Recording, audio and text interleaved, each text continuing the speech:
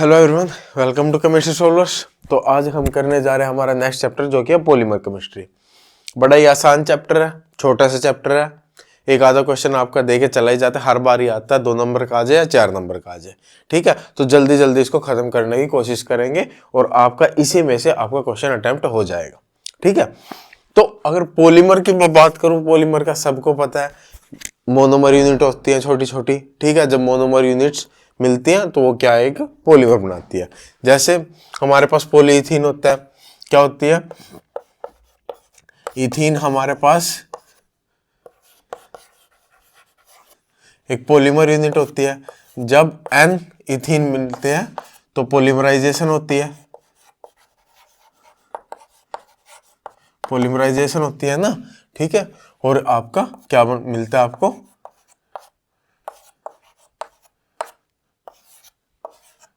Polyethene मिल जाता है। ठीक है, हमारे पास n number of monomer unit होती है, जब वो मिलती है तो वहां पे आपको एक पॉलीमर देके चली जाती है। ठीक है, ऐसे ही हमारे पास अगर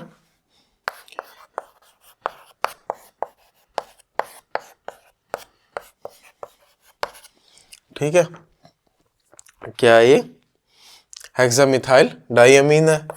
ठीक है, और इसके साथ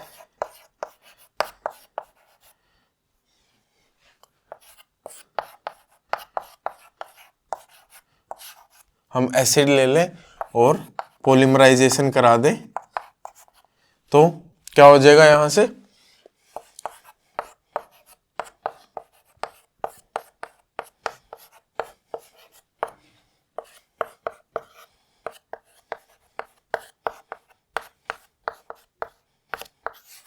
आपको यहां से क्या मिल जाएगा, नाइलॉन 6,6 मिल जाएगा। ठीक है, ये भी आपका क्या होता है, एक पॉलीमर होता है।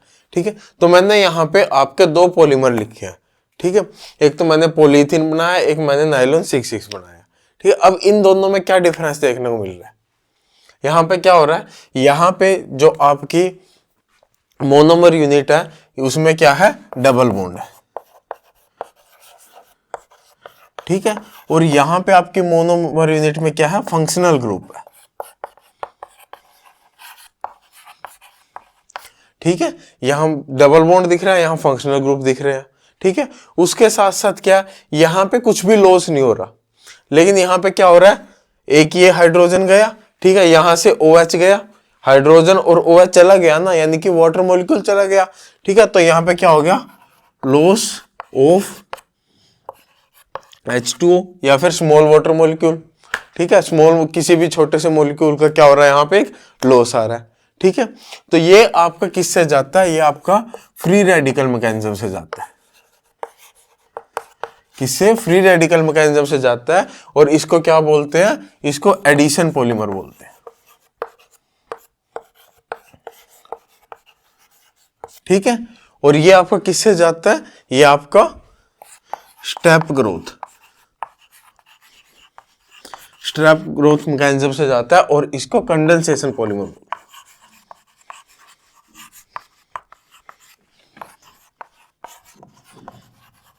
ठीक है, तो यहाँ पे हमने 2 डिफरेंट टाइप के आपके पॉलीमर देख रहे हैं, एक होते हैं आपके एडिशन, एक होते हैं कंडेंसेशन। एडिशन में क्या होता है, आपका मोनोमर यूनिट होगी, वहां पे आपको डबल बॉन्ड या ट्रिपल बॉन्ड टाइप मिलेगा। ठीक है, उसके साथ साथ क्या होगा, वहां पे आपका फ्री रेडिकल मैकेनिज्म जाएगा और वहां भी कोई भी लॉस नहीं होगा। ठीक है, आपका दूसरा कंडेंसेशन पॉलीमर में क्या होता है, फंक्शनल ग्रुप मिलेंगे, किसी ना किसी स्मॉल छोटे मॉलिक्यूल का क्या होगा, लॉस होगा, जैसे कि NH3 निकल जाएगा, वाटर निकल जाएगा, इस टाइप से। ठीक है, और उसके साथ साथ क्या होगा, यहाँ पे स्टेप ग्रोथ मैकेनिज्म ये फॉलो करेगा। ठीक है, इसके अलावा और भी कई टाइप से क्या होते हैं, हम जो पॉलीमर्स हैं उनको डिफ्रेंशिएट करते हैं।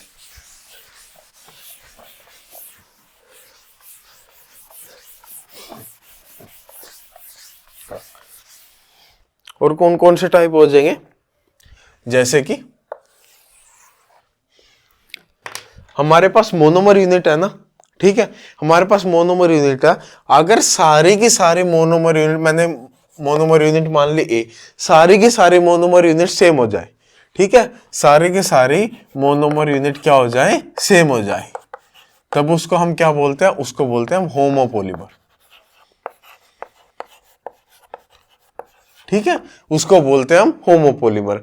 और अगर वो क्या हो, हमारे पास दो मोनोमर यूनिट हो और वो ब्लॉक की तरह लगी हो, यानी एक के बाद एक, एक के बाद एक, एक के बाद एक, जैसे कि A B A B A B. ठीक है, इसके अलावा और क्या हो सकता, किसी भी टाइप से मतलब आपके ब्लॉक बनने चाहिए। ठीक है, जैसे मैं ऐसे भी लिख सकता हूं A B B A B B, यानी कि जो एक बार आपका पैटर्न शुरू हो गया ना, वो उसी पैटर्न को फॉलो करेगा। ठीक है, तब उन्हें हम क्या बोलते हैं, ब्लॉक पॉलीमर।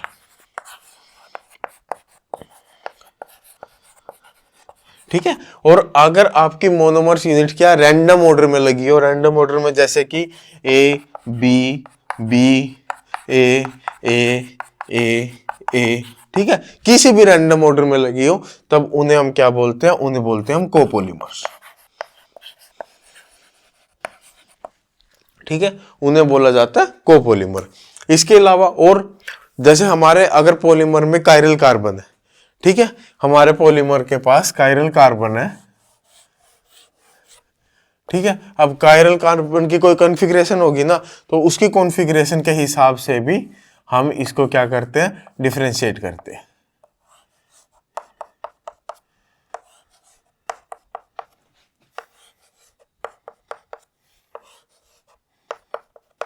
ठीक है, जैसे मान लिया मैंने कि सारी की सारी कॉन्फ़िगरेशन बिल्कुल सेम है।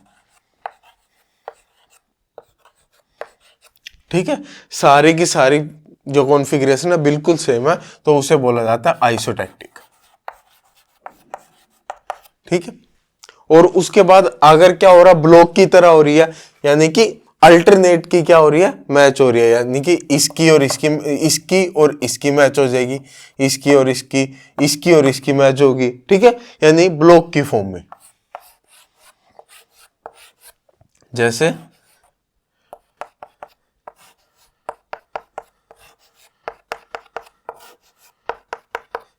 ये RH ठीक है, तो इसकी और इसकी मैच कर रही है, और इसकी मैच कर रही है। ठीक है, तो इसे क्या बोला जाता है, इसको बोला जाता है सिंडायोटैक्टिक। ठीक है, और अगर क्या हो रहा है, रैंडम ऑर्डर आ रहा है। ठीक है, किसी भी रैंडम ऑर्डर में, जैसे यहां पे क्या था, ये रैंडम ऑर्डर आ रहा, तो इसको कोपोलीमर बोल रहे थे, तो यहां पे रैंडम ऑर्डर में क्या बोला जाता है, एटैक्टिक।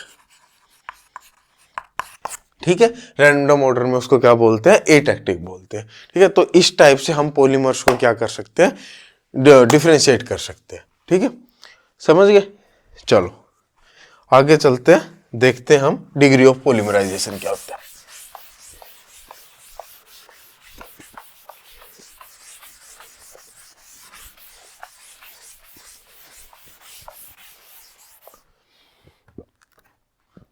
इसके बाद आता है डिग्री ऑफ पॉलीमराइजेशन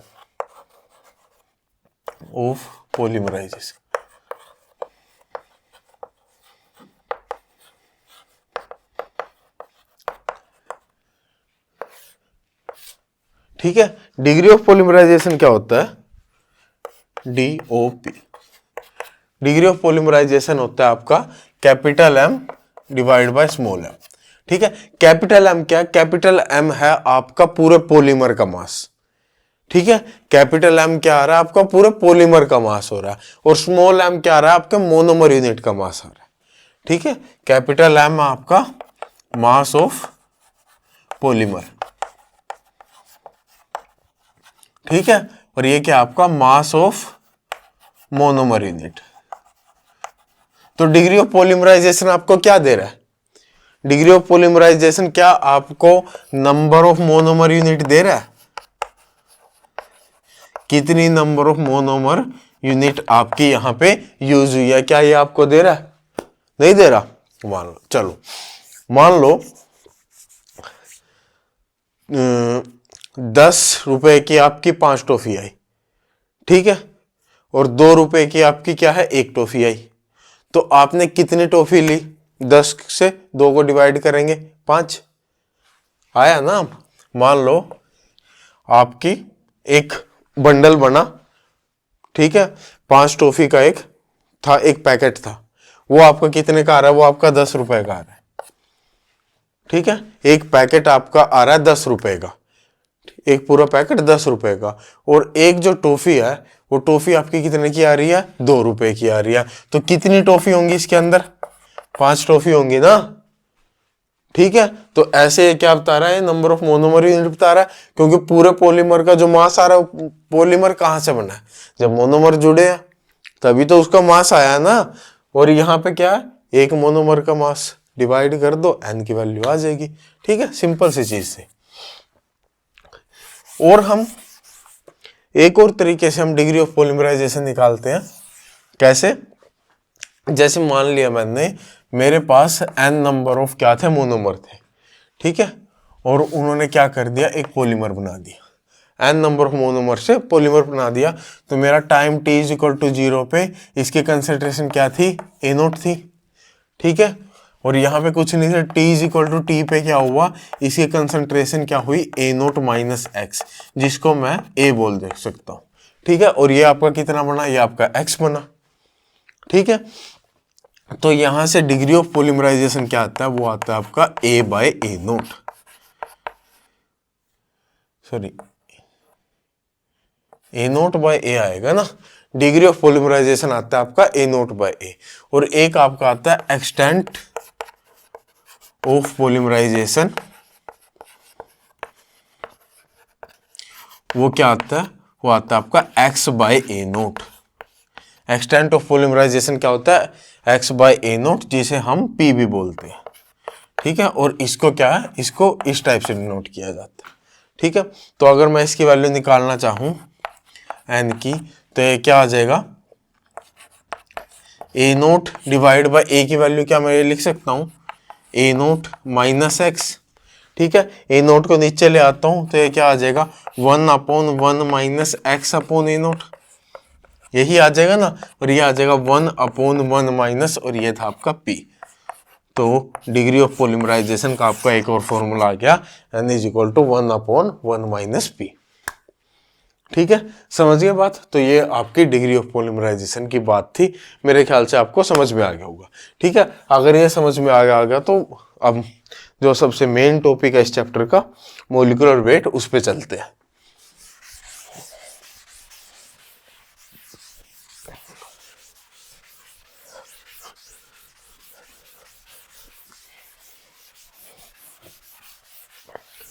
अब क्या होता है कि पॉलीमर में क्या होता है, जब आपके पॉलीमर्स बनते हैं ना, तो सारे एक जैसे पॉलीमर नहीं बनते, कोई इतना बन के टूट गया, कोई इतना बन के टूट गया, कोई उससे थोड़ा बड़ा बन के टूट गया, तो कोई उससे और ज्यादा बड़ा बन गया। तो हम क्या लेते हैं, एक एवरेज लेते हैं, ठीक है। तो उसकी उन सब की एवरेज लेके, तो उसका उस जो आपका सॉल्यूशन होगा, तो उसमें जो पॉलीमर होगा उनका एक हम एवरेज मास निकालते हैं, ठीक है, जो हम 3 टाइप से निकाल लेंगे।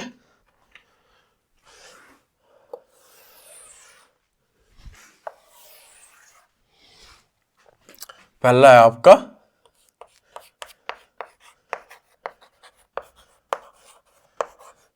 नंबर एवरेज मोलिकुलर वेट, ठीक है, इसको mn बोलते हैं। उसके बाद दूसरा आएगा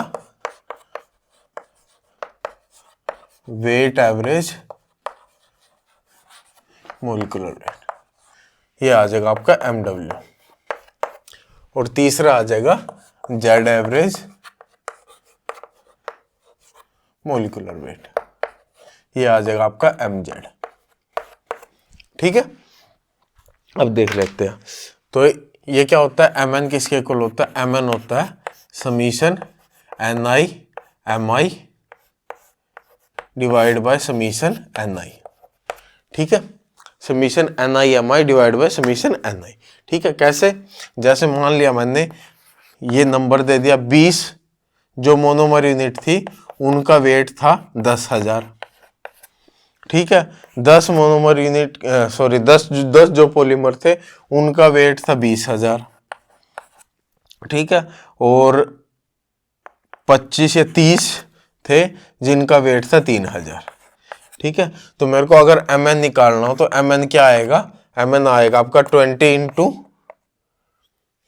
20,000 30,000, तो ये आ जाएगा 20 into 10,000 plus 10 into 20,000 plus 30 into 30,000। ठीक है, डिवाइड बाय, अब इन सबका सम यानी 20 और 10 30, 30 और 30 60, यानी 20 प्लस 10 प्लस 30।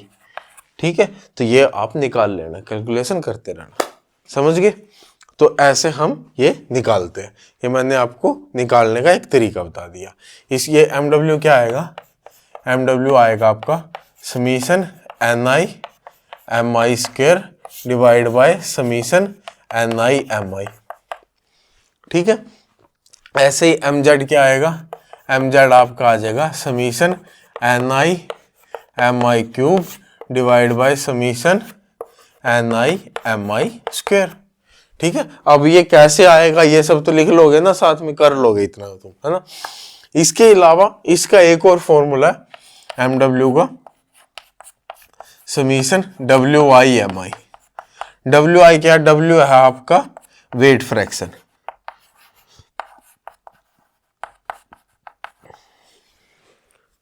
वेट फ्रैक्शन बोलते हैं, नंबर फ्रैक्शन बोलते हैं शायद, इसको एक बार देख लेना। मेनली ये आपका W क्या होता है, W आपका फ्रैक्शन होता है। ठीक है, वो बोल देंगे कि जिनका 20,000 वेट है, ठीक है, उसकी फ्रैक्शन है 0.9। ठीक है, जिनका 10,000 वेट है उनकी फ्रैक्शन है 0.5। ठीक है, इस टाइप से आपको फ्रैक्शन दे देंगे, तो आपको कुछ नहीं करना, सिंपल मल्टीप्लाई करने और सिंपल ऐड करने। ठीक है, इनके साथ साथ इनके दो और फॉर्मूले होते हैं। इसका सबसे पहले होता है mn क्या होता है, m1 divide by 1 minus P. P मैंने अभी आपको बता ही दिया, m1 क्या है, मोनोमर यूनिट का मास। ठीक है, m1 क्या है, मोनोमर यूनिट का मास। उसके बाद इसके लिए mw के लिए एक और फॉर्मूला है, mw के लिए होगा mn into 1 plus P, mn into 1 plus P. ठीक है, एक आपका ये फॉर्मूला आ गया। ठीक है, इसके साथ इनके होते हैं मेथड ऑफ डिटर्मिनेशन। इसका मेथड ऑफ डिटर्मिनेशन क्या है,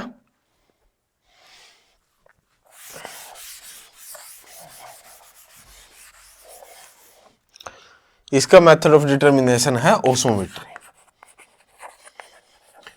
ओस्मोमेट्री से हम कैसे इसको डिटरमिन करते हैं, जैसे एक हमारे पास इक्वेशन होती है, आपको डायरेक्ट इक्वेशन ही याद रखनी है, आपको और कुछ याद रखना, क्या, pi by C is equal to RT by MN plus BC। ठीक है, तो यहां से आप क्या कर लो, RT से डिवाइड कर दो, या तो ना भी करो, कोई ऐसी दिक्कत वाली बात नहीं है। 1 by MN plus BC by RT। ठीक है, अब आप क्या करो, पाई बाय CRT, ये हो गया y is equal to C plus M into 1 by T, क्या हो गया, 1 बाई टी आपका x हो गया। Pi is equal to C plus MX का आपका ग्राफ बन जाएगा, वहां से आप C की वैल्यू इजिली 1 बाई MN निकाल लोगे, वहां से आप MN निकाल लोगे। ठीक है, इसका मेथड ऑफ डिटर्मिनेशन क्या होता है, लाइट स्कैटरिंग फोटोमेट्री। ठीक है, और इसका मेथड ऑफ डिटर्मिनेशन होता है आपका सेडिमेंटेशन।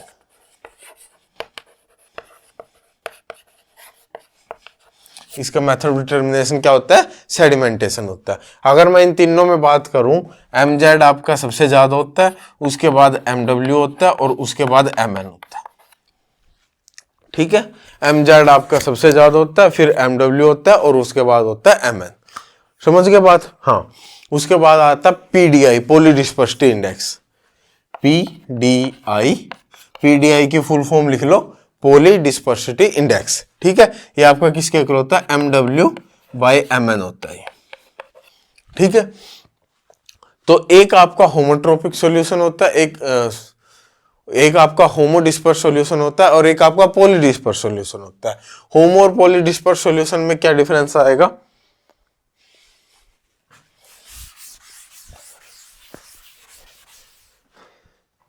एक आपका होगा होमोडिस्पर्स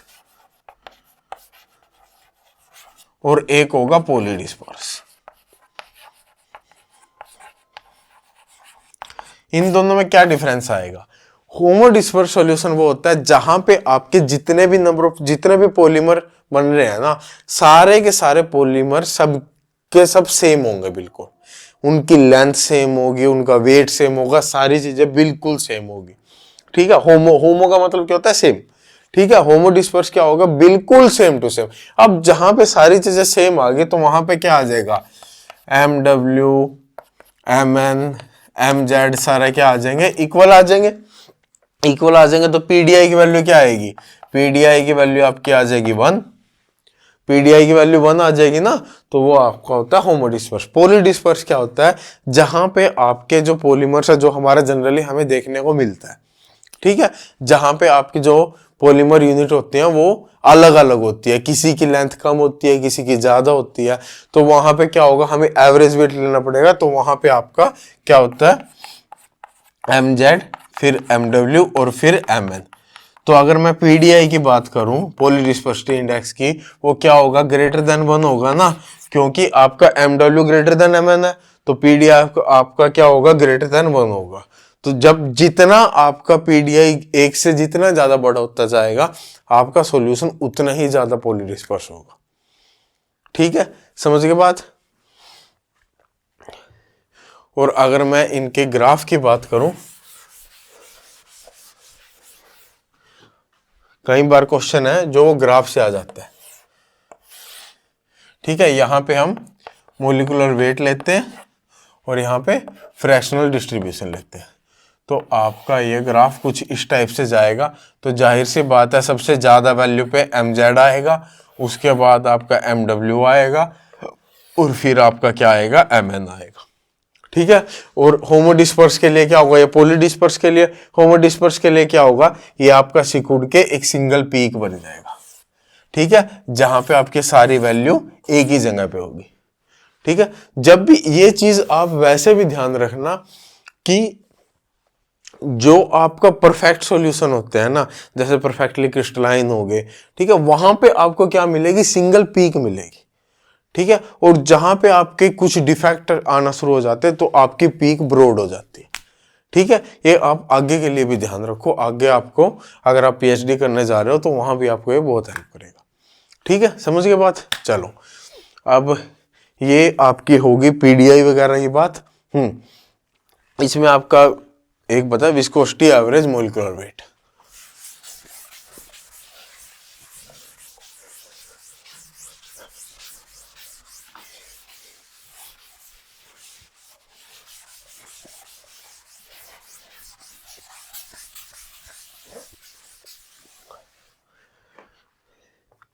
इसके बाद आता है आपका विस्कोसिटी एवरेज मोलिकुलर वेट। ठीक है, विस्कोसिटी एवरेज मोलिकुलर वेट क्या होता है? MV से डिनोट करते हैं, summation NI MI raise to the power 1 plus alpha, ठीक है, divide by summation NI MI whole raise to the power 1 by alpha. ठीक है, तो ये होता है आपका विस्कोसिटी एवरेज मोलिकुलर वेट। ठीक है, अल्फा की वैल्यू क्या आएगी? अल्फा की वैल्यू आपकी 0.5 to 1 होती है। ठीक है, अल्फा की वैल्यू 0.5 to 1 होती है। ठीक है, और इसका मेथड ऑफ डिटर्मिनेशन जो होता है, मेथड ऑफ डिटर्मिनेशन होता है इसका विस्कोमेट्री। अब विस्कोमेट्री से कैसे डिटरमिन करते हैं? मैंने मान लिया विस्कोसिटी ऑफ सॉल्यूशन, किसी भी सॉल्यूशन की जो विस्कोसिटी होगी वो ईटा के इक्वल होगी। ठीक है, और विस्कोसिटी ऑफ प्योर सॉल्यूशन, किसी प्योर सॉल्यूशन के लिए ईटा नॉट होगी।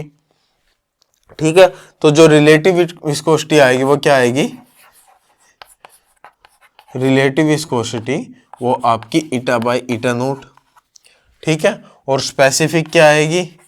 स्पेसिफिक आपकी आएगी ईटा बाय ईटा नॉट -1। ठीक है, और इसके बाद आपका आता है रिड्यूस्ड। रिड्यूस्ड विस्कोसिटी क्या आएगी? Eta by eta naught -1 divide by C, ठीक है। और उसके बाद आता है इंट्रिंसिक विस्कोसिटी। विस्कोसिटी वो आपकी आएगी eta by eta naught -1 divide by C limit C approaches to 0, ठीक है। इसको ईटा वी भी बोलते हैं, ठीक है। तो जो ये आपका आएगा ईटा वी, ये किसके इक्वल होता है, K into M V raise to the power alpha.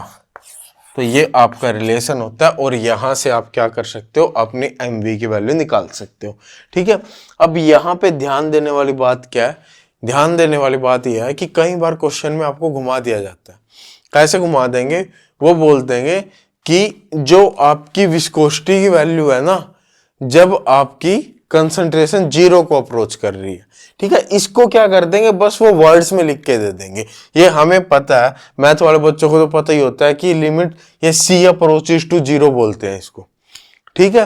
तो यानी कि कंसंट्रेशन को जब हम 0 को अप्रोच कर रहे हैं, तब उस टाइम आपकी ये क्या होती है, इंट्रिंसिक विस्कोसिटी होती है, ठीक है। या फिर वो क्या बोल देंगे, वो ऐसे ही बोल सकते हैं कि जो यहाँ पे आपकी विस्कोसिटी थी, ठीक है, और यहाँ कंसंट्रेशन थी, इनके बीच में हमने ग्राफ बनाया, इनके बीच में हमारा ग्राफ आ रहा है और उसके इंटरसेप्ट की वैल्यू क्या थी, ठीक है, इंटरसेप्ट की वैल्यू ये थी। इंटरसेप्ट का मतलब है वो इंट्रिंसिक विस्कोसिटी की बात कर रहा है। क्यों, इंटरसेप्ट आपका ये होता है, ठीक है। यहाँ पे कंसंट्रेशन क्या है, कंसंट्रेशन आपकी 0 है, कंसंट्रेशन 0 को अप्रोच कर रही है और ये कुछ विस्कोसिटी की वैल्यू दे रही है। जब कंसंट्रेशन 0 को अप्रोच करती है तो वो किसकी वैल्यू देता है, इंट्रिंसिक विस्कोसिटी की वैल्यू देता है। यानी कि वहां से वो उस ग्राफ से आपको क्या देना चाह रहा है, वो इंट्रिंसिक विस्कोसिटी की वैल्यू देना चाह रहा है, यानी कि वो इसकी वैल्यू देना चाह रहा है। इसकी वैल्यू आपको पता है, वो के की वैल्यू दे देगा, अल्फा की वैल्यू दे देगा, एम वी निकलवा लेगा, ठीक है। सिंपल सी बात है ना। तो कई बार वो क्या करता है, क्वेश्चन में ज्यादातर वो इस टाइप में देता है। तो ये सब बातें आपको थोड़ी सी समझनी पड़ेगी, समझ गए बात। चलो इसके बाद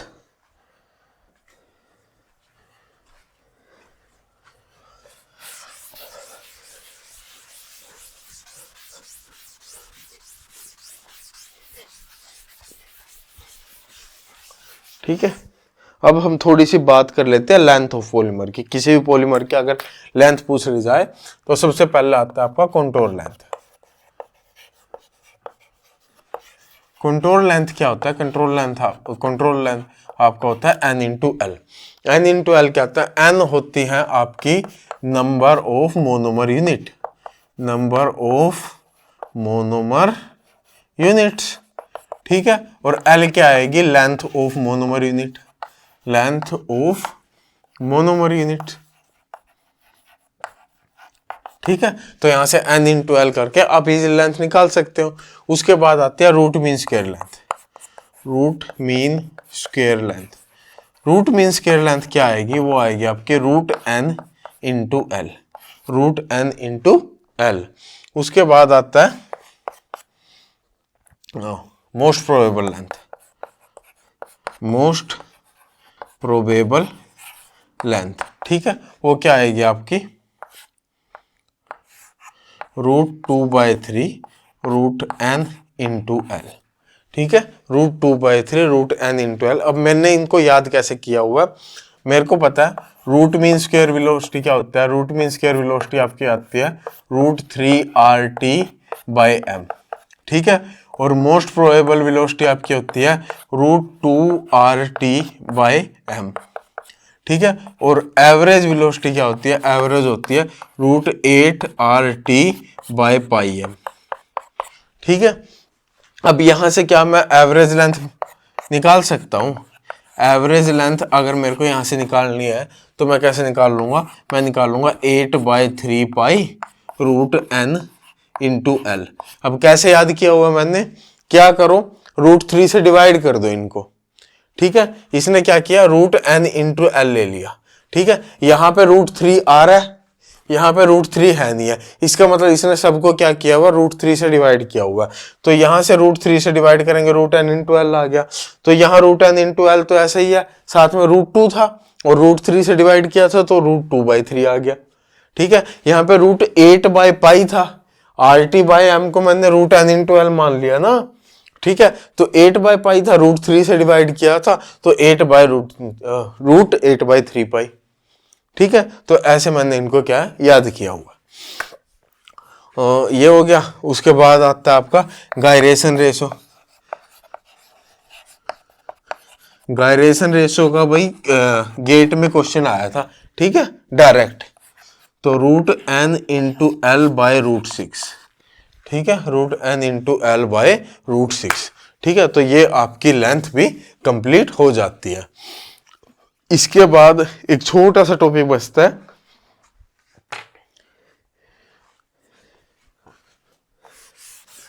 ठीक है, मोल फ्रैक्शन निकालते हैं हम। सिंपल सा ही फॉर्मूला है, जब भी आपको मोल फ्रैक्शन निकालने को बोल दे, मोल फ्रैक्शन ऑफ पॉलीमर, तो वो क्या हो जाता है, वो हो जाता है p⁻1 n-1 इंटू 1 - p। ठीक है, अब p क्या है, मान लो आपके पास 2 मोनोमर यूनिट है। ठीक है, ये मान ले एक मोनोमर यहाँ पे मान लिया, एक मोनोमर मैंने यहाँ पे मान लिया। ठीक है, अब इन दोनों की आपस में मिलने की प्रोबेबिलिटी क्या है, p, और ना मिलने की प्रोबेबिलिटी क्या है, 1 - p। ठीक है, ऐसे ही आपके पास अगर 3 मोनोमर यूनिट है तो इसका जो मोल फ्रैक्शन आएगा वो क्या आएगा, p इंटू 1 - p। ठीक है, अगर यहाँ पे हमारे पास 3 है तो यहाँ पे इसकी भी प्रोबेबिलिटी p है, इसकी प्रोबेबिलिटी p है, और ना मिलने की क्या है, 1 - p। तो इसका क्या आ जाएगा, p² इंटू 1 - p। तो अगर 2 मोनोमर यूनिट थी, n की वैल्यू 2 थी, तो ये क्या आया, 1 आया, यानी कि 2 - 1। अगर 3 थी तो ये क्या आया, 2 आया, यानी कि n-1। अब की बार भी तो ओवरऑल जनरल क्या आ जाएगा, p⁻n-1 इंटू 1 - p। ठीक है, तो ये आपका पॉलीमर था भाई, छोटा सा चैप्टर था, इसमें ज्यादा कुछ था नहीं, तो मेरे ख्याल से ये आधा घंटे में खत्म हो गया होगा, आधा घंटा ही लगा होगा, है ना। इसके बेस पे जो क्वेश्चन आए होंगे वो मैं आपको सारे क्वेश्चन करा दूंगा। तो यहाँ से जो भी क्वेश्चन आएगा वो सारा का सारा आपका यहाँ से। वैसे पढ़ने को पॉलीमर में, अगर पॉलीमर को डीप में पढ़ने जाओगे ना भाई, बहुत कुछ है। ठीक है, बहुत कुछ है, खत्म नहीं कर पाओगे, इतना पॉलीमर है ना। तो लेकिन जितना हमारा नेट में आ रहा है हमें तो उतना ही पढ़ना, हमें तो फालतू पढ़ने की जरूरत क्या है, क्यों तुम्हारा ये टाइम वेस्ट करना, मैं इतना मैं पढ़ के आऊँ और तुम्हें पढ़ाता जाऊँ, उसका फायदा क्या है। ठीक है, तो पॉलीमर आपका इतना ही था। अभी हम शुरू करने जा रहे हैं हमारा नेक्स्ट चैप्टर, जो कि है फेज इक्विलिब्रियम। फेज शुरू करने से पहले सब्सक्राइब कर लो, ठीक है, और अपने दोस्तों को भी शेयर कर दो। ठीक है, बस अपने बारे में नहीं सोचना चाहिए। ठीक है, अपने दोस्तों को भी शेयर कर दो, उनका भी भला हो जाएगा। ठीक है, चलो, क्योंकि यहाँ से क्या आता है, यहाँ से एक नहीं तो कई बार 2 क्वेश्चन भी आ जाते हैं। ठीक है, 4 नंबर के, तो और बहुत ही छोटा सा चैप्टर है ये भी, तो आसानी से पॉलीमर और फेज मिला के आपके 2 क्वेश्चन तो पक्के, नहीं तो 3 भी आ जाएंगे। ठीक है, चलो फेज शुरू करते हैं। अब फेज का सबसे पहले फेज रूल से ही शुरू करते हैं। फेज रूल, अब फेज रूल क्या है, सबको पता होगा क्या होता है phase rule, F = C - p+2। ठीक है, ये है आपका फेज रूल। F क्या है, F होते हैं आपके डिग्री ऑफ फ्रीडम,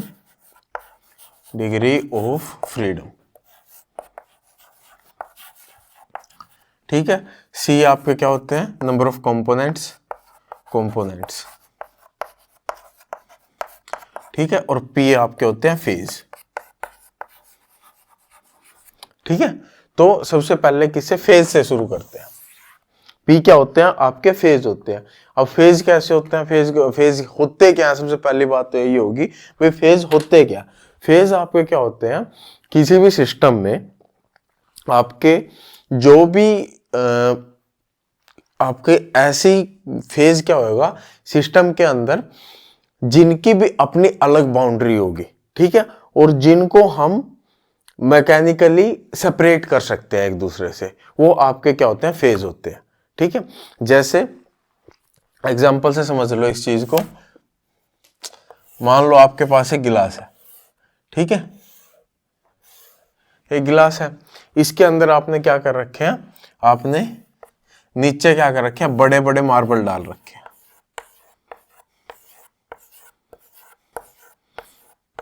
आपके कुछ बड़े बड़े मार्बल हो गए, उनके ऊपर आपने क्या कर रखा है, छोटे छोटे मार्बल डाल रखे हैं कुछ उनसे अलग।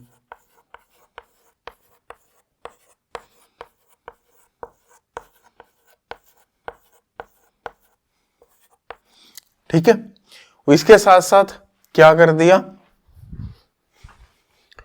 इसमें कोई और केमिकल कुछ फिल कर दिया, जैसे कि मान लो आपने इसमें अल्कोहल प्लस वाटर, जैसे कि मान लो इथेनॉल ले लिया, इथेनॉल प्लस वाटर, इसका मिक्सचर ले लिया। ठीक है, उसके ऊपर आपने क्या ले लिया, यहां पे आपने क्या ले लिया, ऑयल ले लिया। ठीक है, ऑयल ले लिया, उसके ऊपर आपने इसको क्या कर दिया, आपने इसको बंद कर दिया ऊपर से। ठीक है, इसको बंद कर दिया ऊपर से। ठीक है, और यहाँ पे गैस ले ली।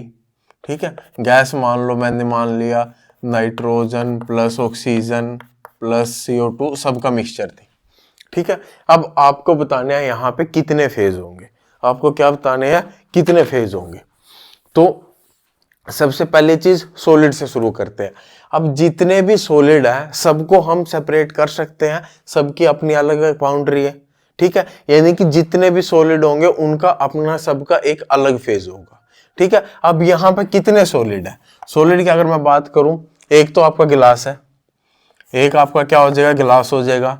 ठीक है, एक आपके क्या हो जाएंगे, मार्बल हो जाएंगे, और एक आपके छोटे मार्बल हो जाएंगे।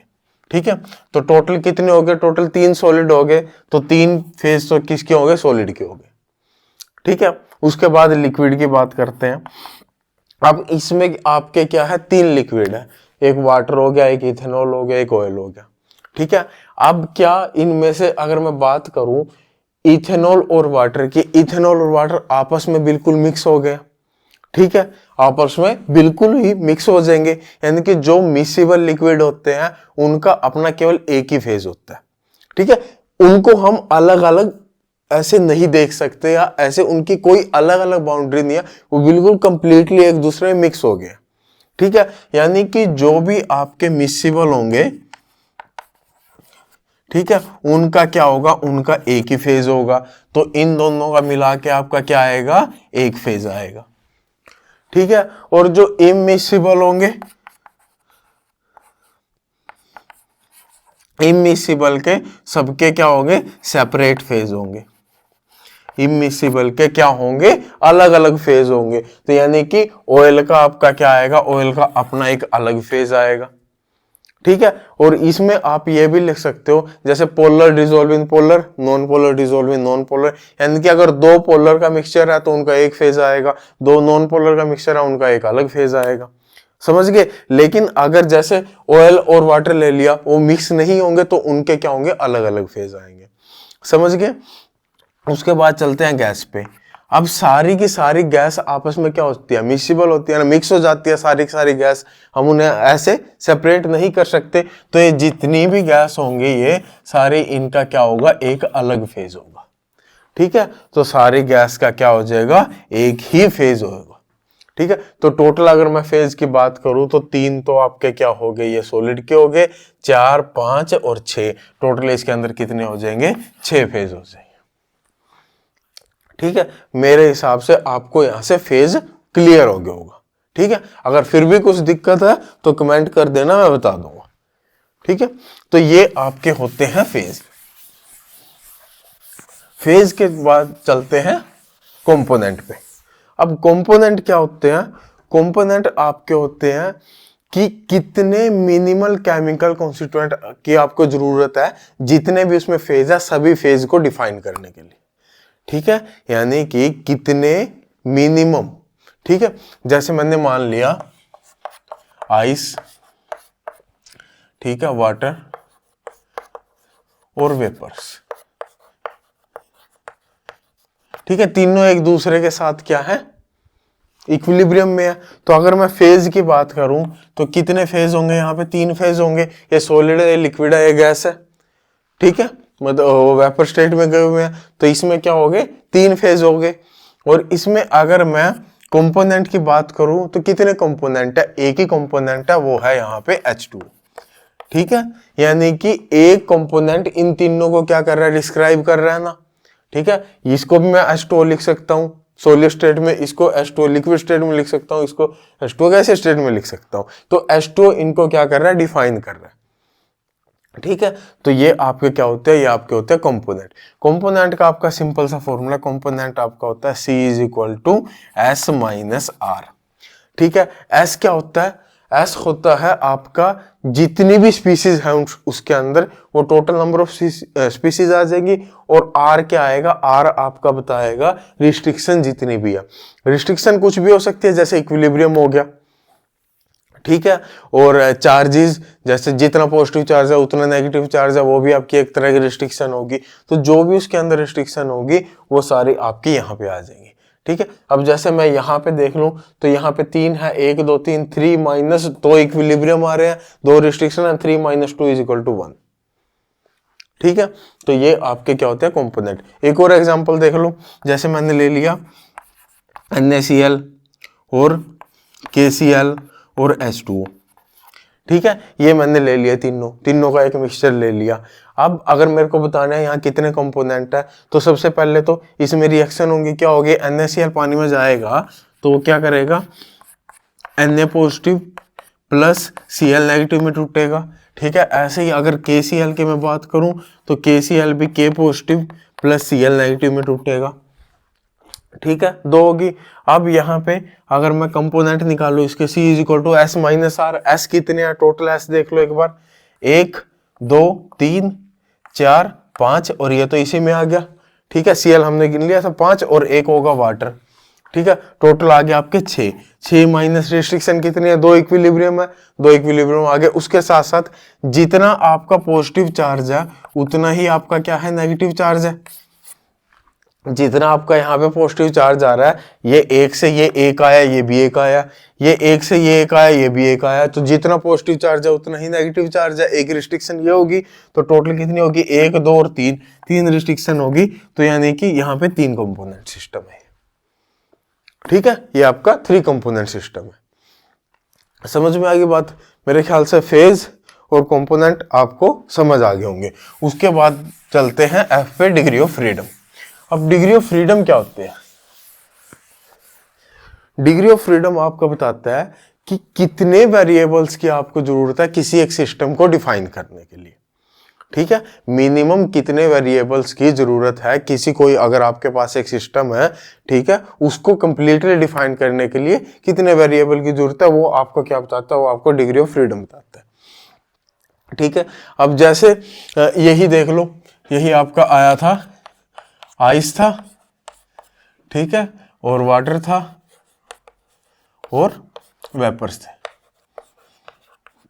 अगर मैं यहां पे F निकालना चाहूं तो A कंपोनेंट है, ठीक है, और फेज कितने हैं, फेज आपके 3 है +2 यानी कि 0, ठीक है। ये आपको क्या बता रहा है, ये बता रहा है कि आपके ये जो तीनों स्पीसीज है, ठीक है, ये तीनों किसी एक पर्टिकुलर टेम्परेचर और किसी एक पर्टिकुलर प्रेशर पे ही आपकी क्या एग्जिस्ट करती है। यानी सारी की सारी चीजें क्या होगी, फिक्स होगी, ठीक है, सारी की सारी चीजें फिक्स होगी। यानी कि आपको सारी वैल्यू का पहले से ही पता होने चाहिए, उन्हीं एक उसी वैल्यू पे ये आपका एग्जिस्ट करेगा, ठीक है। यानी कि आपका यहाँ पे कोई भी वेरिएबल नहीं है, आपको सभी बातों का पता होना चाहिए, ठीक है। इसके साथ साथ अगर अभी समझ नहीं आया, अभी आ जाएगा, जैसे कि वाटर और वेपर्स, अगर मैं इन दोनों की ही बात करूं तो F की वैल्यू क्या आएगी, F की वैल्यू आएगी यहाँ पे, एक कंपोनेंट है, 2 फेज है, +2 यानी कि 1, ठीक है। तो ये आपका क्या बता रहा है, जैसे मान लो एक किसी एक पर्टिकुलर टेम्परेचर पे, ठीक है, कुछ वेपर का कुछ प्रेशर होता है, ठीक है, या किसी एक पर्टिकुलर प्रेशर पे जो एक प्रेशर आएगा, जो वेपर प्रेशर आ रहा है वो किसी एक पर्टिकुलर टेम्परेचर पे ही होता है, ठीक है, यानी कि दोनों में से अगर एक की वैल्यू आपको पता हो तो दूसरी आप निकाल सकते हो। ठीक है, तो यहाँ पे क्या है, आपको कम से कम आपका एक वेरिएबल है। ठीक है, ऐसे ही अगर मैंने देख लिया, केवल वेपर्स के लिए देख रहा हूं, केवल वेपर्स के लिए f की वैल्यू क्या आएगी, 1 - 1 + 2 यानी कि 2। ठीक है, यानी कि दो वेरिएबल, दो का आपको पता होना चाहिए। जैसे कि हमारी क्या होती है, PV = RT। ठीक है, अगर मेरे को V और P, ठीक है, दो वेरिएबल का क्या होगा, P और V दो का अगर मेरे को पता होगा तभी मैं क्या करता हूं, टेम्परेचर की वैल्यू निकाल सकता हूं। ठीक है, तो हमें कम से कम दो का पता होना चाहिए, तब हम क्या कर सकते हैं, तीसरे की वैल्यू निकाल सकते हैं। ठीक है, तो ये आपका उतने वेरिएबल्स की वैल्यू बताता है जो आपको, मतलब जिनकी मिनिमम आपको जरूरत है। ठीक है, यहां पे हमें दो की मिनिमम जरूरत है, उन दो से हम सिस्टम को डिफाइन कर सकते हैं, उसकी सारी वैल्यूज निकाल सकते हैं। यहां पे हमें एक की जरूरत है। ठीक है, और यहां पे तो हमें सब कुछ ही पता होना चाहिए। ठीक है, कोई वेरिएबल ही नहीं है यहां पे, तो समझ गए। तो ये आपको डिग्री ऑफ फ्रीडम, मेरे ख्याल से आपको इतनी बात शायद समझ में आ गई होगी। यहां से मैंने एक आपको हल्का सा आइडिया दे दिया कि असल में ये वैल्यू होती क्या है। ठीक है, फेज रूल तो हम पढ़ते ही हैं भैया, F = C - P + 2। ठीक है, यही होता है, लेकिन असल में ये हमें बताता है क्या, ये शायद मैंने आपको थोड़ा सा बताने की कोशिश किया। ठीक है, एक चीज और यहाँ पे ध्यान रखना, एक चीज यहाँ पे क्या आएगी, अब जैसे ये आपका फेज रूल ये आ गया, F = C - P + 2। ठीक है, आपका यही फॉर्मूला लगेगा, लेकिन कई बार क्या होता है, कई बार वो कुछ चीजें फिक्स कर देता है। जैसे मैंने क्या कर दिया, मैंने प्रेशर को कांस्टेंट या फिक्स कर दिया, प्रेशर की वैल्यू मैंने फिक्स कर दी कि प्रेशर आपका यही रहेगा। उस टाइम क्या होगा, प्रेशर अगर एक चीज आपने फिक्स कर दी तो एक वैल्यू इसमें से -1 हो जाएगी। मैंने प्रेशर और टेम्परेचर दोनों को फिक्स कर दिया, अगर दोनों के दोनों फिक्स हो गए तो -1 टेम्परेचर के नाम का भी हो जाएगा। तो ऐसे आपका रूल आपको ये देखना पड़ेगा। जैसे कई बार क्वेश्चन आ जाते हैं इस टाइप के कि आप बताओ कितने number of degree of freedom आएंगे या कितने फेज आएंगे। आपका 2 कंपोनेंट सिस्टम है जिसमें टेम्परेचर फिक्स है या प्रेशर फिक्स है, तो उसी हिसाब से आपको अपने फेज रूल को मॉडिफाई करना पड़ेगा। ठीक है, समझ गए बात। तो ये थी आपकी फेज रूल की बात। चलो, इसके बाद नेक्स्ट आपका आता है क्लॉसियस-क्लैपेरॉन इक्वेशन। ये मैंने आपको थर्मो में भी कराई है।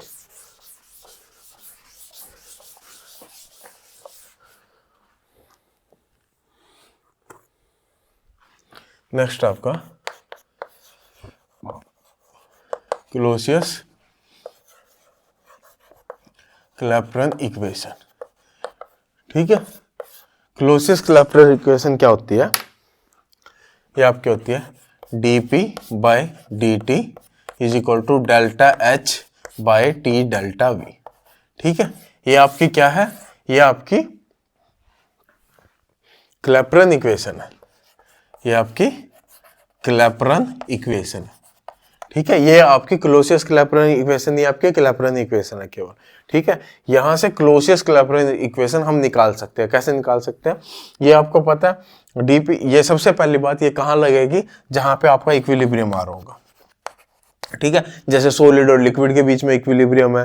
ठीक है, लिक्विड और वेपर के बीच में इक्विलिब्रियम हो, या सॉलिड और वेपर के बीच में इक्विलिब्रियम, जहां भी आपका इक्विलिब्रियम आ रहा होगा, सबसे पहली बात ये आपकी वहां लगेगी। जैसे सॉलिड और लिक्विड के बीच में होगा तो ये ΔH ऑफ मेल्टिंग हो जाएगा। ठीक है, लिक्विड और वेपर के बीच में होगा तो ये ΔH ऑफ वेपर हो जाएगा। ठीक है, ऐसे आपका ये चेंज होता जाएगा।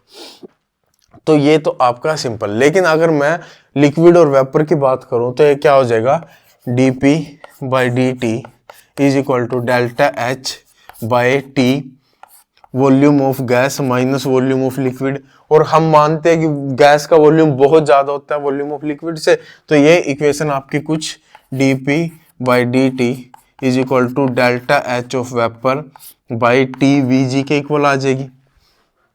ठीक है, यही आ जाएगी ना, ये आ गई। उसके बाद हमें पता है PV = RT होता है, तो V की वैल्यू क्या आएगी, RT/P।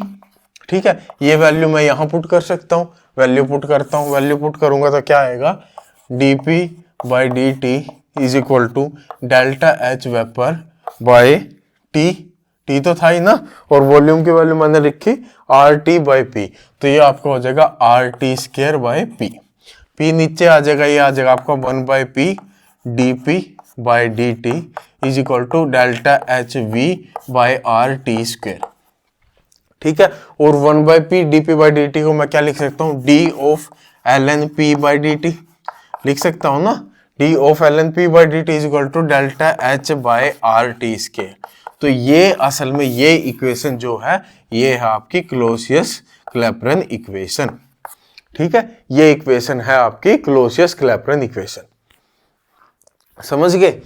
अब यहां से क्या कर सकते हो, इसको इंटीग्रेट कर सकते हो, दोनों साइड इंटीग्रेट करेंगे। ठीक है, इंटीग्रेट करके ये क्या आ जाएगा, L N P from P1 to P2 is equal to delta H by R T square D T, और ये इंटीग्रेशन, इसको इंटीग्रेट करेंगे तो ये आ जाएगा L N P2 by P1 is equal to delta H by R, और ये आ जाएगा 1 by T1 minus 1 by T2।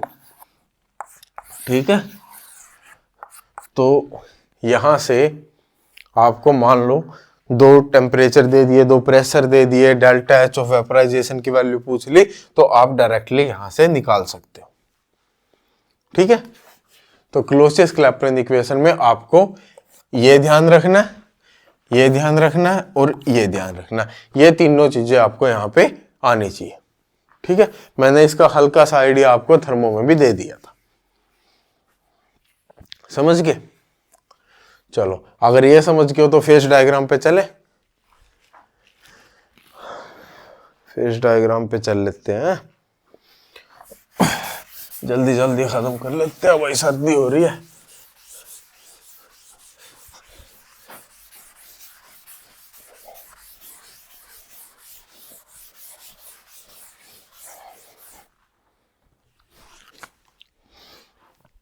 ठीक है, उसके बाद आते हैं फेज डायग्राम। फेज डायग्राम सबसे पहले देखते हैं वन कंपोनेंट सिस्टम।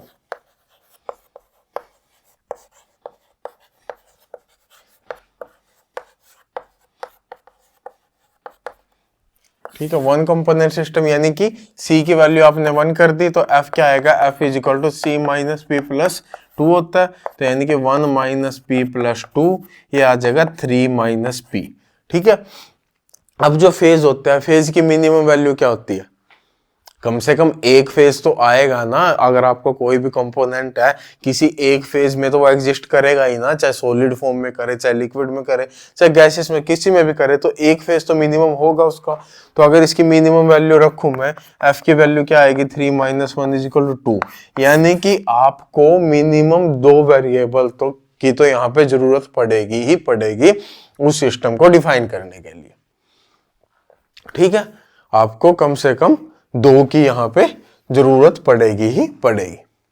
ठीक है, तो सबसे पहले हम देख लेते हैं phase diagram of water. Water के लिए मैं अगर फेज डायग्राम बनाना चाहूं,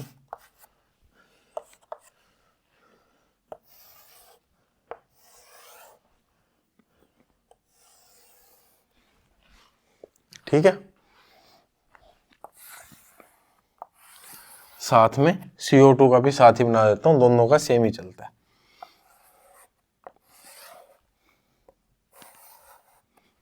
ठीक है, ये है आपका CO2 के लिए, ये है आपका H2O के लिए।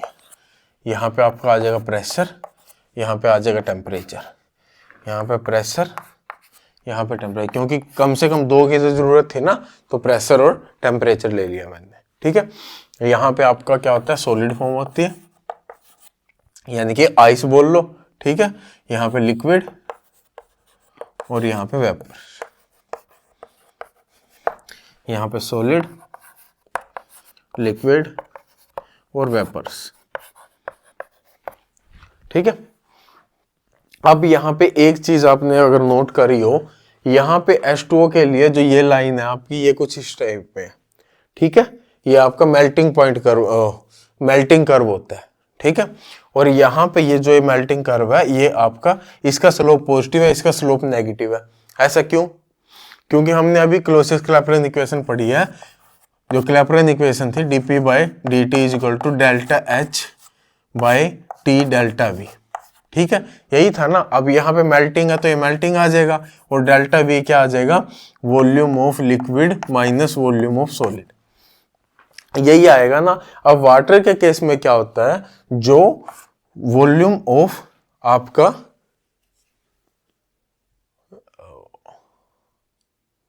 हाँ सॉलिड से लिक्विड जा रहे हैं ना, हाँ, तो जो वॉल्यूम, वैसे जनरली क्या होता है, लिक्विड का वॉल्यूम सॉलिड से ज्यादा होता है ना, लेकिन वाटर के केस में आपका जो सॉलिड का वॉल्यूम होता है वो लिक्विड से ज्यादा होता है। इसलिए इसका जो dp बाई डी टी आएगा, ये क्या है, स्लोप ही होता है ना dp by D T. Math वाले बच्चे तो मेरे ख्याल से समझ गए होंगे।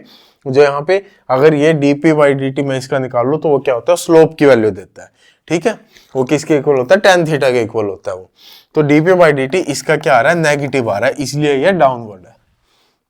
ठीक है, यहां पे लेकिन क्या होता है, नॉर्मल होता है, वॉल्यूम ऑफ लिक्विड ही ज्यादा होता है वॉल्यूम ऑफ सॉलिड से, तो इसलिए इसका जो dp बाई डी टी आएगा वो क्या आएगा, पॉजिटिव आएगा, यानी कि स्लोप आएगी आपकी पॉजिटिव। स्लोप पॉजिटिव है तो ये अपवर्ड पॉजिटिव जा रहा है। ठीक है, ये आपका इसलिए आ रहा है, ये आपको पता होना चाहिए। ठीक है, चलो अब इसमें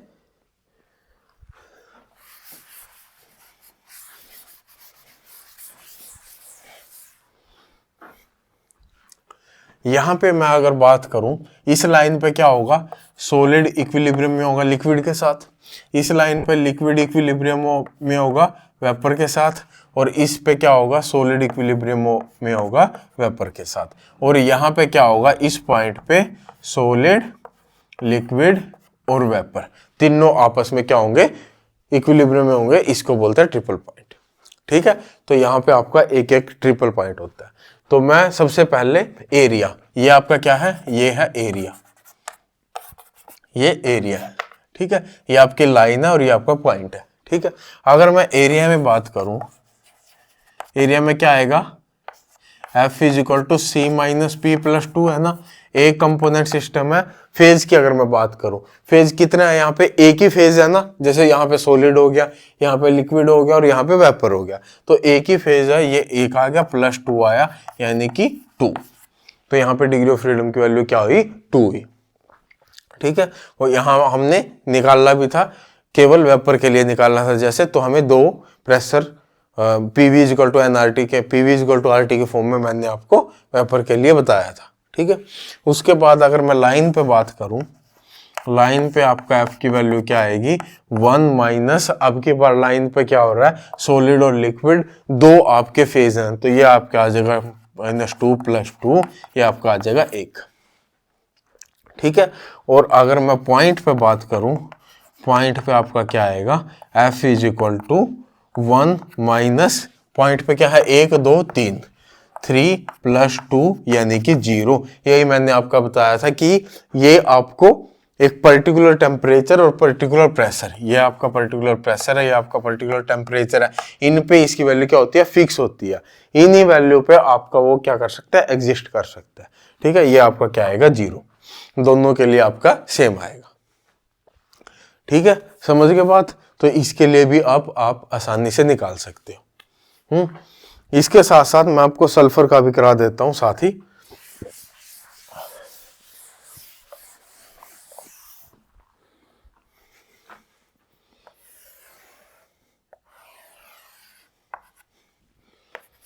ये प्रेशर है, ये टेम्परेचर है। ठीक है,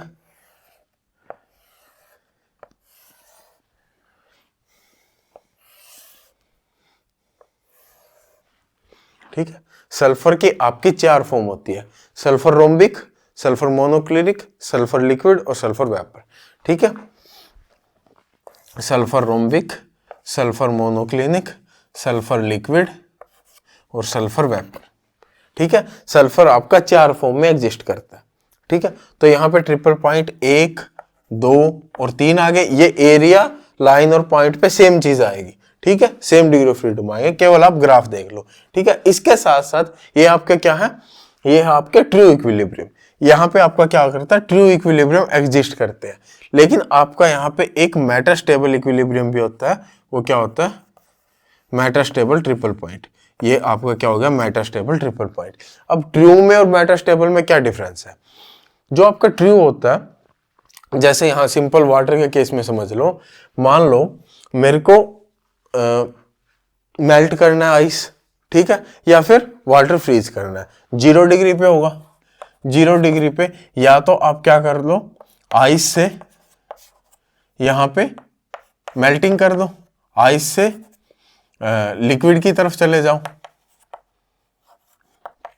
ठीक है, या फिर आप लिक्विड को फ्रीज करके आइस की तरफ चले जाओ। 0 पे ही आपका क्या होगा, इक्विलिब्रियम आएगा, यानी इक्विलिब्रियम को दोनों साइड से अटेन किया जा सकता है। आपके पास आइस हो तब भी आप इक्विलिब्रियम पे जा सकते हो, और अगर आपके पास लिक्विड है तब भी आप इक्विलिब्रियम पे जा सकते हैं। तो ये होता है आपका ट्रू इक्विलिब्रियम। लेकिन मेटास्टेबल क्या होता है, मेटास्टेबल आपको पता होगा, जैसे मान लो -2 डिग्री सेल्सियस पे आपको क्या करना है, सुपर कोल्ड लिक्विड चाहिए, ठीक है, सुपर कोल्ड लिक्विड, ठीक है, सुपर कोल्ड लिक्विड, यानी कि -2 डिग्री सेल्सियस टेम्परेचर है, लेकिन वहां पे आपका क्या है, वाटर की फॉर्म में ही है वो, ठीक है, सुपर कूल किया आपने उसको। तो वहां पे वो जो इक्विलिब्रियम है वो आपका कैसे अटेन किया जा सकता है, वो आपको एक ही डायरेक्शन से अटेन किया जा सकता है, यानी कि आप लिक्विड फॉर्म से चलो और -2 तक पहुंचो कुछ स्पेशल कंडीशंस में, ठीक है, क्योंकि उसको आप आइस से जाके आप अटेन नहीं कर सकते, यानी कि एक ही साइड से आपका इक्विलिब्रियम आ सकता है, वो उसको बोलते हैं मेटास्टेबल, ठीक है।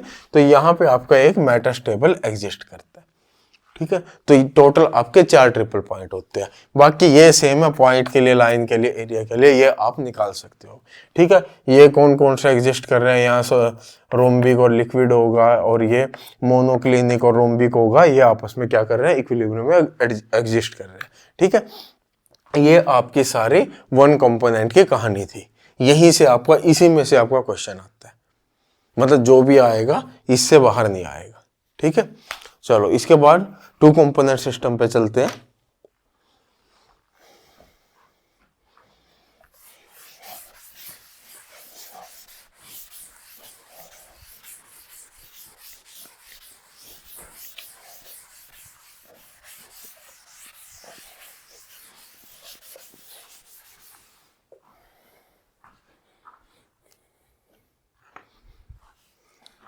ठीक है, फिर आपका 2 कंपोनेंट सिस्टम।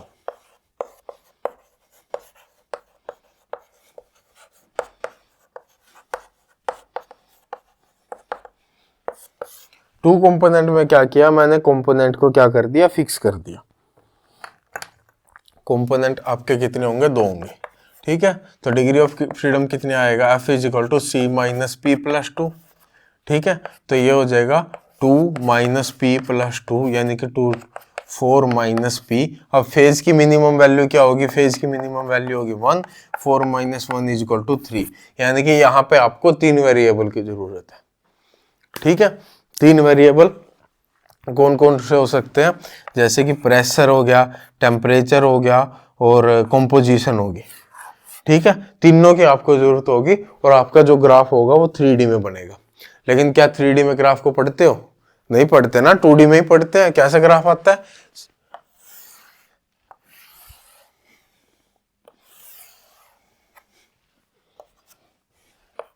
यहाँ पे हम क्या ले लेते हैं, यहाँ पे टेम्परेचर ले लेते हैं, और यहाँ पे क्या ले लेते हैं, कंपोजिशन ले लेते हैं, परसेंटेज कंपोजिशन, ठीक है, यही लेते हैं ना। और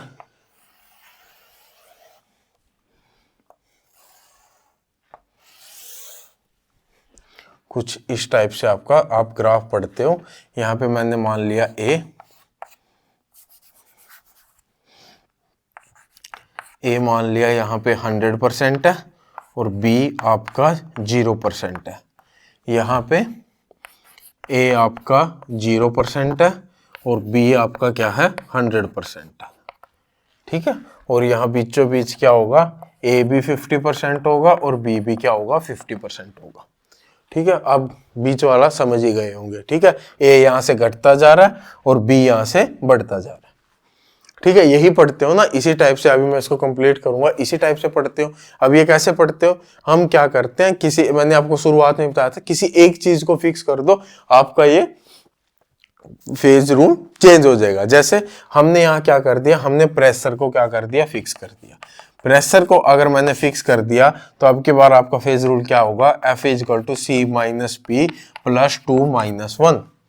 ठीक है, प्रेशर को फिक्स किया तो ये आपका C माइनस पी प्लस 1 आपका अब की बार क्या होगा, फेज रूल चेंज हो गया। अब कंपोनेंट कितने हैं, 2 कंपोनेंट सिस्टम है, माइनस पी प्लस 1 यानी कि 3 माइनस पी। अब पी की मिनिमम वैल्यू 1 है, 3 माइनस 1 आपका 2 आ जाएगा।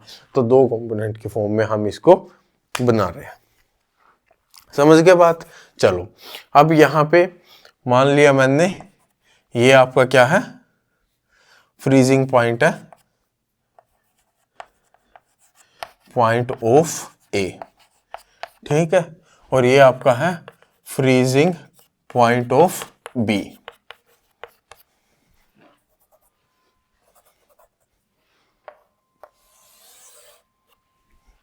ठीक है, अब मैं बात कर रहा हूं यूटैक्टिक मिक्सचर की। यूटैक्टिक मिक्सचर क्या होता है, यूटैक्टिक मिक्सचर वो होता है कि जब आपके 2 कंपोनेंट होते हैं, ठीक है, वो आपस में क्या करते हैं, आपस में रिएक्ट नहीं करते। ठीक है, आपस में नॉन रिएक्टिव होते हैं। इसके साथ ही लेकिन आपस में वो एक दूसरे से बिल्कुल रिएक्ट नहीं कर रहे, लेकिन दोनों की जो क्रिस्टलाइजेशन प्रॉपर्टीज है उनको इफेक्ट कर रहे हैं। यानी कि जो पूरा सिस्टम होगा ना, वो पूरा सिस्टम आपका उन दोनों के फ्रीजिंग पॉइंट से किसी लोअर टेम्परेचर पे फ्रीज होगा। ठीक है, पूरा सिस्टम आपका किसी लोअर टेम्परेचर पे क्रिस्टलाइन होगा। ठीक है, तो ये होती है, यहाँ पे ए का फ्रीजिंग पॉइंट आपका यहाँ था, बी का आपका यहाँ था, लेकिन जो सिस्टम आया वो आपका कुछ इस टेम्परेचर पे यहाँ पे फिक्स हुआ। ठीक है, इसको बोलते हैं यूटैक्टिक पॉइंट। ठीक है, वो होगा यूटैक्टिक पॉइंट। ये पॉइंट लाई कहाँ करेगा, जिसमें दोनों में से जिसका फ्रीजिंग पॉइंट लोअर होगा ये उसकी तरफ लाई करेगा। ठीक है, ये आपका ज्यादा लोअर था उसकी बजाय, तो ये इसकी तरफ लाई किया। ठीक है, हम मैंने मान लिया हमारे पास क्या था, लिक्विड A प्लस बी था।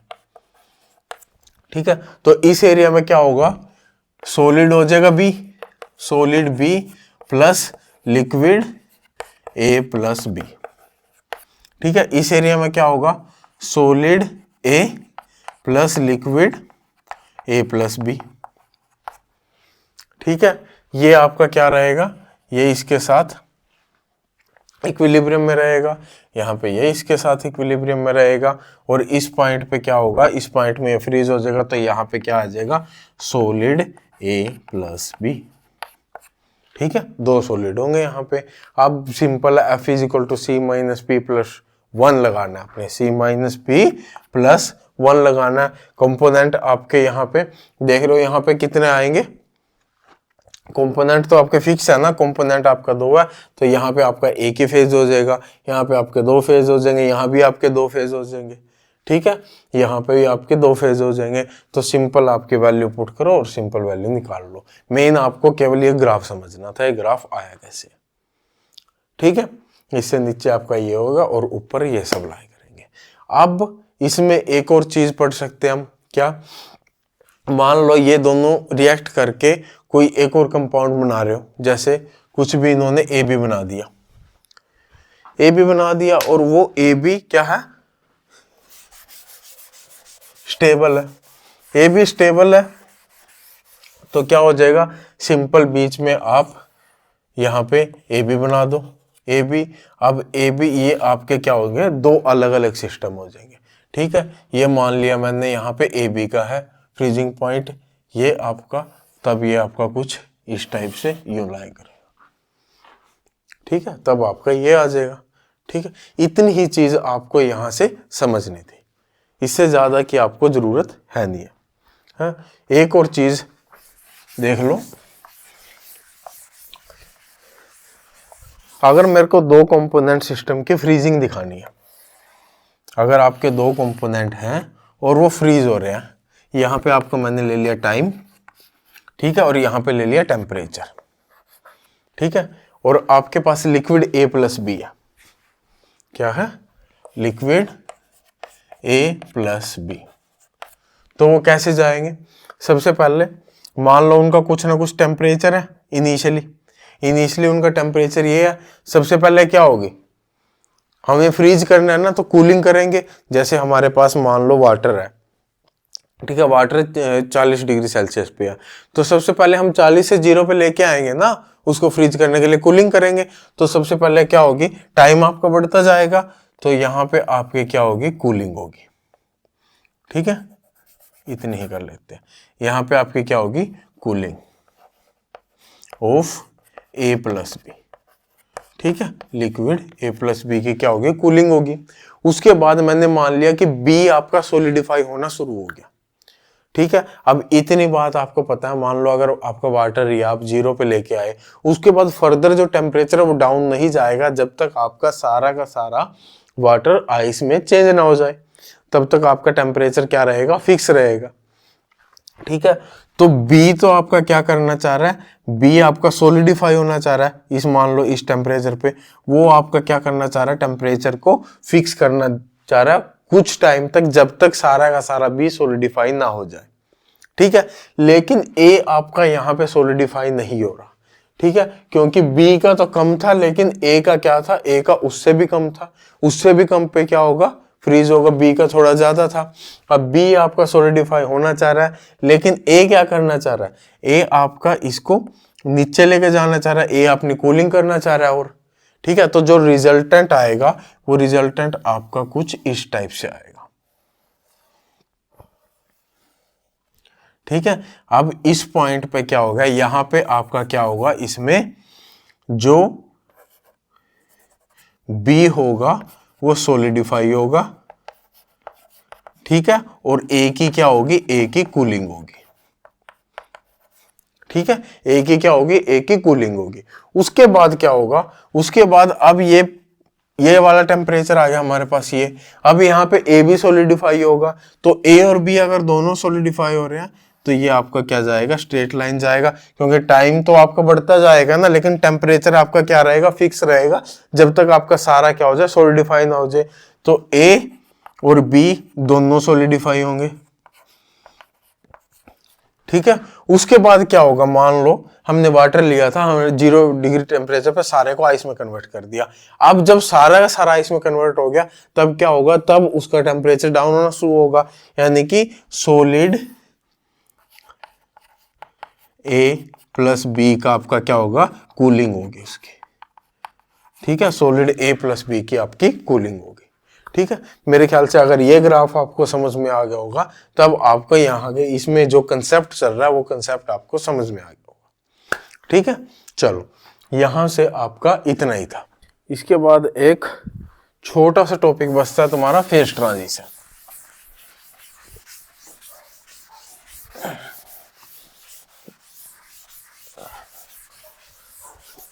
ठीक है।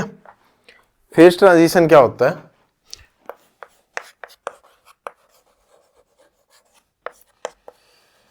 फेज ट्रांजिशन, फेज ट्रांजिशन में आपसे जो क्वेश्चन आएगा, आपसे सिंपली पूछा जाएगा कि ये आपका फर्स्ट ऑर्डर फेज ट्रांजिशन है, ठीक है, या आपका ये सेकंड ऑर्डर फेज ट्रांजिशन है, ठीक है, या ये आपका लैम्डा ट्रांजिशन है, ठीक है।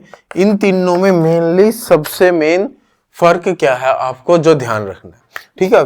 इसमें क्या होता है, इसमें जो आपका डेल्टा एच ऑफ ट्रांजिशन, ठीक है, या फिर डेल्टा एस ऑफ ट्रांजिशन, या फिर डेल्टा वी ऑफ ट्रांजिशन, वो आपके क्या होंगे, नॉन जीरो होंगे, ठीक है। लेकिन इन दोनों में ये आपका डेल्टा एच ऑफ ट्रांजिशन ये भी जीरो होगा, डेल्टा एस ऑफ ट्रांजिशन ये भी आपका जीरो होगा, और डेल्टा वी ऑफ ट्रांजिशन ये भी आपका जीरो होगा, इसमें भी आपका यही होगा, ठीक है। एक तो सबसे पहली बात ये होगी, ठीक है। अब इसको समझने के लिए इसमें अगर मैं बात करूं H या फिर S या फिर V की, ठीक है, किसके साथ, टेम्परेचर के साथ। अब ये जीरो नहीं होंगे, मतलब क्या इसका, मान लो ये आपका ट्रांजिशन टेम्परेचर है, ठीक है, मान लो मैंने मेल्टिंग ही करी है, तो क्या हो गया, यहां से इसका वॉल्यूम क्या हुआ, बढ़ना शुरू हुआ, ठीक है, ट्रांजिशन हुई, ट्रांजिशन के बाद कुछ और वॉल्यूम होगा, ठीक है, यानी कि ये आपका क्या था, ये आपका था वॉल्यूम ऑफ लिक्विड, ये था वॉल्यूम ऑफ लिक्विड, और ये था क्या, volume of solid. Volume of liquid और वॉल्यूम ऑफ सॉलिड क्या होंगे, दोनों में कुछ ना कुछ डिफरेंस आएगा, यानी कि वो आपके जीरो नहीं होंगे। इसका मतलब क्या है, volume of liquid minus volume of solid, वो आपका नॉन जीरो रहेगा, ठीक है। लेकिन अगर मैं यहां पे बात करूं, यहां पे क्या होगा, H S या V होंगे या T होगा, यहां पे आपका अगर ये ट्रांजिशन टेम्परेचर होगा, ये आपका कुछ इस टाइप से यूं होगा, ठीक है, यानी कि यहां पे जो सॉलिड और लिक्विड का वॉल्यूम है वो क्या है, आपका सेम है, यानी कि वो आपका जीरो के इक्वल है, ठीक है। सेम चीज होगी इसमें, एक तो आपकी ये तीनों आप यहाँ पे H ले लो, S ले लो, V ले लो, तीनों के केस में ये आपका सेम चलेगा, ठीक है। इसके बाद मेन एक आप इनको किस चीज से डिफरेंशिएट कर सकते हो, आप CP की वैल्यू से डिफरेंशिएट कर सकते हो। CP से कैसे, इसमें अगर ऊपर वाले में मैं CP का ग्राफ देखता हूं, इसमें जो आपका CP का ग्राफ आएगा टेम्परेचर के साथ, मान लो ये ट्रांजिशन टेम्परेचर है, तो यहां पे आपका जो CP होगा, CP क्या होता है, हीट कैपेसिटी क्या होता है, amount of heat required to raise the temperature by 1 degree Celsius. अब ट्रांजिशन पे क्या हो रहा है, ट्रांजिशन पे तो टेम्परेचर क्या हो रहा है, चेंज हो ही नहीं रहा, तो यानी कि CP की वैल्यू यहाँ पे इनफाइनाइट चली जाती है, ठीक है। उसके बाद ये कुछ यूं आएगी, इसमें क्या होगा, इसमें आपकी CP की वैल्यू बस इतना फर्क होता है कि CP की वैल्यू यहाँ पे आपकी इनफाइनाइट नहीं जाती, ठीक है, CP की वैल्यू यहाँ पे आपकी इनफाइनाइट नहीं जाएगी, और इसमें क्या होगा, इसमें आपकी CP की वैल्यू ट्रांजिशन टेम्परेचर पे दोनों तरफ से इनफाइनाइट चली जाती है, ठीक है। और अगर मेन एग्जांपल की बात करूं, इसमें जो हम नॉर्मल कर रहे हैं, मान लो आइस से वाटर जा रहा, वाटर से गैस जा रहा, वो सब आपके इसमें आते हैं फर्स्ट ऑर्डर ट्रांजिशन में। सेकंड ऑर्डर ट्रांजिशन में क्या हो रहा है, सेकंड ऑर्डर ट्रांजिशन में मेनली जब भी आपके जैसे मैग्नेटिक फील्ड वगैरह चेंज हो जाती है, पैरामैग्नेटिक से ना, या फिर फेरोमैग्नेटिक से पैरामैग्नेटिक में चेंज हो जाता है, कलर चेंज हो जाता है, जब इस टाइप की चीज होती है वो आपका सेकंड ऑर्डर में चला जाता है, ठीक है। और लैम्डा ट्रांजिशन मेनली आप CP से ही बताते हो, ठीक है। तो ये था आपका पॉलीमर प्लस फेज, ठीक है। यहां से आप 8 से 10 नंबर या 12 नंबर का एक्सपेक्ट कर सकते हो, ज्यादा, दोनों छोटे छोटे चैप्टर थे, दोनों मैंने आपको करा दिए, ठीक है।